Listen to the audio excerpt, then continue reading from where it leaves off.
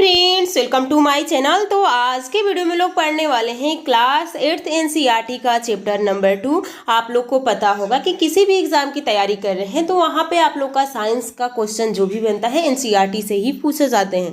तो आज हम लोग पढ़ेंगे क्लास 8th का ही ये दूसरा चैप्टर है, मित्र एवं शत्रु यानी सूक्ष्म जीवों के बारे में हम लोग पढ़ने वाले हैं, माइक्रो ऑर्गेनिज्म के बारे में।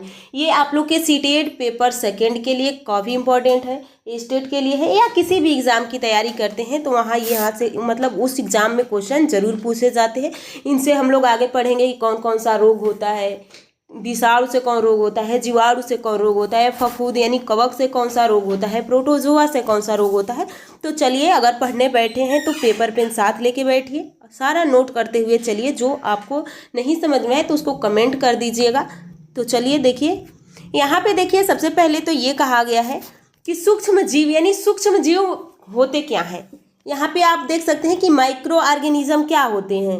माइक्रो ऑर्गेनिज्म हम किसे कह सकते हैं कि यहाँ पे देखिए, जो हमारी नंगी आंखों से यानी हम जिसको नंगी आंखों से नहीं देख सकते वो सब क्या है, माइक्रो ऑर्गेनिज्म यानी सूक्ष्म जीव है। इसे हमें देखने के लिए माइक्रोस्कोप की आवश्यकता पड़ेगी। अब इनसे ये इतने छोटे होते हैं कि हमारे शरीर में प्रवेश कर जाते हैं, लेकिन हम दिखते नहीं हैं, और यही हमारे शरीर के अंदर जाएंगे तो अनेकों रोग लेके आएंगे। तो चलिए देखिए, सूक्ष्म जीव होता क्या है। वे जीव जिन्हें हम यंत्र के बिना आंखों से नहीं देख सकते हैं उसे हम क्या कहते हैं, सूक्ष्म जीव कहते हैं। इनको 4 भागों में बांटा गया है, जीवाणु, कवक, विषाणु और प्रोटोजोआ।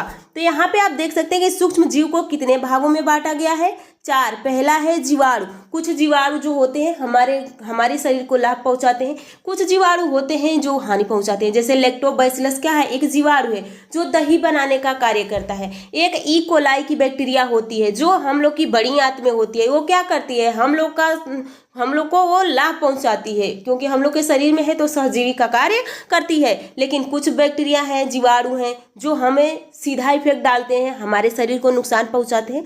और ये कई प्रकार के यानी कई आकार के होते हैं, कोमा आकार के होंगे, स्पाइरल होंगे, गोल होंगे, छड़नुमा होंगे।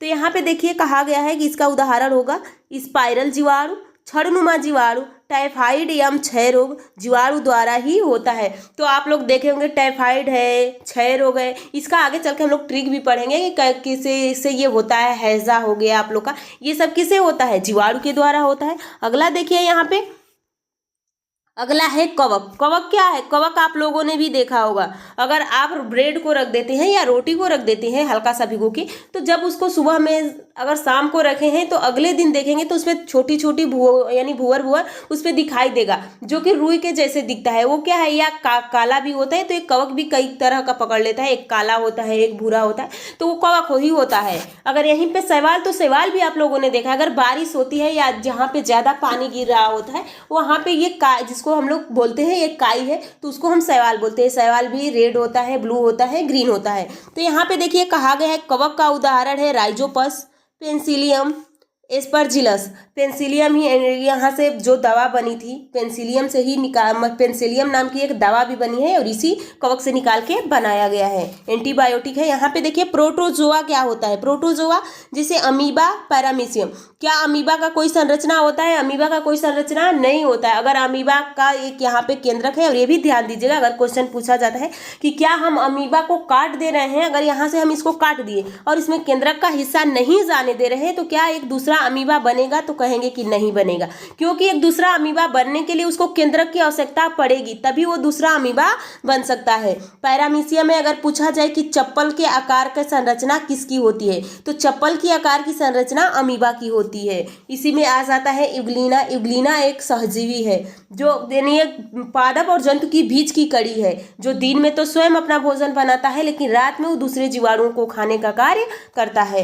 यहाँ पे देखिए शैवाल है, कुछ शैवाल हैं जो हमारे लिए, जैसे कि आयोडीन हमें शैवाल से ही प्राप्त होता है। अगर आयोडीन होता है उसे हमें, अगर शैवाल होता है उसे हमें आयोडीन प्राप्त होता है। तो यहाँ पे देख सकते हैं क्लेमाइडोमोनास, स्पायरोगैरा, विषाणु देखिए वायरस क्या होता है, ये भी सूक्ष्म होते हैं परंतु अब अन्य सूक्ष्म जीवी से भिन्न होते हैं। देखिए हर जैसे कवक हो गया, प्रोटोजोआ हो गया, बैक्टीरिया हो गए, तो बैक्टीरिया के बाहर एक से भित्ति होती है, लेकिन यानी कोशिका होती है, कोशिका के बाहर एक भित्ति होती है। लेकिन जो विषाणु है, विषाणु के बाहर भित्ति नहीं होती है। विषाणु आपके शरीर से बाहर है, यानी निर्जीव सजीव से बाहर है, तो ये निर्जीव है। लेकिन जैसे ही ये सजीव के अंदर प्रवेश करता है तो ये क्या हो जाता है, सजीव हो जाता है। तो वही क्या है, सूक्ष्म होते हैं परंतु अन्य सूक्ष्म जीवों से भिन्न होते हैं, केवल परपोषी में ही गुणन कर सकते हैं। तो आप लोग का कवक है परपोषी, स्वपोषी, सब में प्रवाहित, सब में गुणन करेगा। यहाँ पे है जो विषाणु है केवल परपोषी में, यानी उसी में ये अपना गुणन करता है। तो यहाँ पे देख सकते हैं कि अर्थात जीवाणु, पौधे अथवा जंतुओं कोशिका में गुणन करते हैं। उदाहरण देख सकते हैं, पोलियो एवं खसरा विषाणु द्वारा होता है, जुकाम इन्फ्लुएंजा फ्लू एवं अधिकतर खांसी विषाणु द्वारा ही होती है। अगला देखिए सूक्ष्म जीव क्या होता है। सूक्ष्म जीव यह एक कोशिकीय एवं बहुकोशिकीय भी हो सकते हैं। तो एक कोशिकीय का मतलब कि उसकी शरीर एक कोशिका से बना होगा, एक सेल से बना होगा, बाकी किसी से उसको मतलब नहीं होगा। जैसे हम लोग की शरीर बहुकोशिकीय है, हम लोग का हर कार्य करने के लिए अलग अलग, जैसे हमें लिखना हो तो हाथ से लिखेंगे, सोचना है तो ब्रेन से सोचेंगे, देखना है तो आंख से देखेंगे, बोलना है तो मुंह से बोलेंगे। तो ये हम लोग के अंग का अलग अलग कार्य है। लेकिन वहीं पे जो एक कोशिकीय जीव होता है उसका कोई अंग नहीं होता है, सारा कार्य उसका एक ही अंग से होता है। तो एक कोशिकीय बहुकोशिकीय भी हो सकते हैं, जैसे जीवाणु, कुछ शैवाल, प्रोटोजोआ एक कोशिकीय होते हैं, शैवाल एवं कवक बहुकोशिकीय होते हैं। आगे देखिए, इसमें यहाँ पे देख सकते हैं आप लोग, देखिए यहाँ पे यह हर प्रकार की परिस्थितियों में जीवित रह सकते हैं। यह मनुष्य सहित अन्य जंतुओं के अंदर भी पाए जाते हैं। कुछ दूसरे पर आश्रित होते हैं तो कुछ स्वतंत्र रूप में पाए जाते हैं, कुछ अकेले रहते हैं तो कुछ समूह में रहते हैं। मित्रवत सूक्ष्मदर्शी क्या होते, सूक्ष्म जीव क्या होते हैं, यानी मित्रवत सूक्ष्म जीव क्या होते हैं, इसका उपयोग खाद्य पदार्थों में भी किया जाता है। जैसे कि लैक्टोबैसिलस, लैक्टोबैसिलस से ही दूध का दही में परिवर्तन होता है।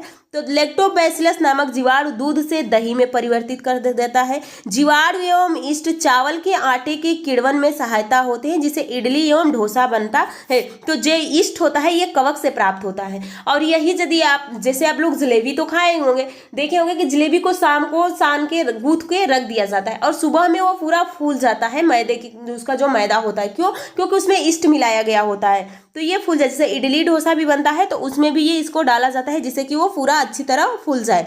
यहाँ पे देखिए सूक्ष्म जीव का वाणिज्य उपयोग भी होता है। तो यहाँ पे देख सकते हैं कि इसका उपयोग क्या होता है। तो यहाँ पे देखिए, जैसे बड़े स्तर पर एल्कोहल, शराब एवं एसिटिक एसिड उत्पादन में सूक्ष्म जीवों का उपयोग किया जाता है। चीनी के एल्कोहल में परिवर्तन की यह प्रक्रिया किण्वन फर्मेंटेशन कहलाती है।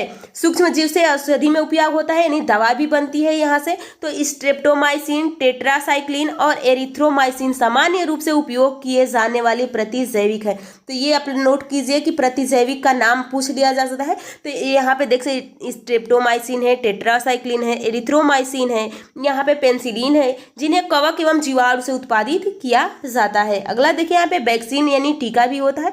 तो सूक्ष्म जीव का इस्तेमाल होता है, जैसे हैजा, क्षय, चेचक तथा हेपेटाइटिस जैसे अनेक बीमारियों में इसका प्रयोग किया जाता है, यानी रोका जा सकता है वैक्सीन के द्वारा। मिट्टी के उर्वरता में वृद्धि के लिए सूक्ष्म जीव का उपयोग होता है, जैसे कि कुछ जीवाणु एवं नीले हरे शैवाल वायुमंडल में नाइट्रोजन का स्थिरीकरण करते हैं। आपको पता होगा कि हमारे वायुमंडल में 78% नाइट्रोजन है, लेकिन हमारे जो पेड़ पौधे होते हैं सीधे नाइट्रोजन को नहीं ग्रहण कर सकते हैं।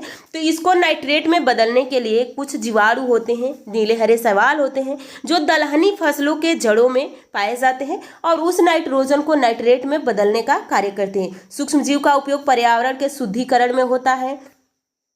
यहाँ पे आप देख सकते हैं, जैसे सूक्ष्म जीव मृत जैविक अपशिष्ट का अपघटन करके उन्हें सरल पदार्थों में